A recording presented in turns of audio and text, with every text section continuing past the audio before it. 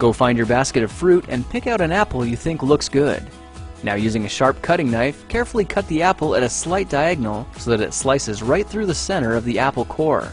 While we're here, let's save 2 of the seeds because we'll be needing them later. Now that we've got our 2 halves, let's take the side that still has the bottom attached and place it face down on a cutting board. We'll need to place 2 butter knives perpendicular with the top and bottom of the apple. Now we can carefully cut down along one side of the apple core until the knife bottoms out on our makeshift spacers, then use the spacers as a guide to gently cut in from the side. When the 2 cuts meet, you'll have an apple wedge that pops right out. And while we're here, let's cut a piece from the other side the same way. Now our goal with these is to cut out 3 more L-shaped wedges about 1/4 inch thick. And this time, rather than cutting in sideways toward your fingers, try turning the piece over so you can cut downward and meet the first cut at the bottom. Now with a little wiggle, a new apple wedge should break free. If you repeat the process 2 more times, then stagger the pieces back together, the effect is a beautifully layered wing.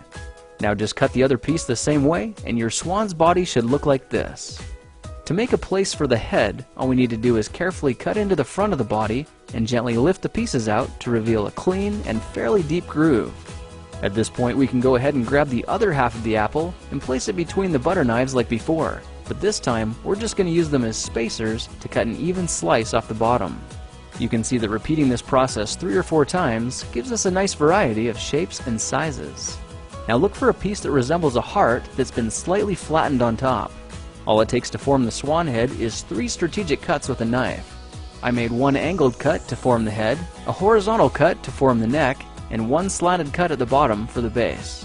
Now you should be able to see how this is coming together, and to clean it up a bit, just use your knife to round off the sharp edges.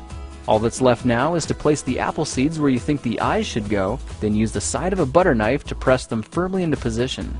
When both eyes look good, simply drop the neck into place, and you're done.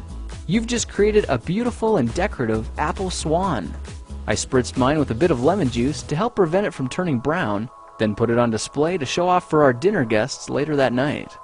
If you try using different apples, you'll get a nice contrast of colors, and every bird will look a little bit different. Well, now you know how to take any ordinary apple and turn it into a decorative and edible apple swan. If you like this project, perhaps you'll like some of my others. Check them out at thekingofrandom.com.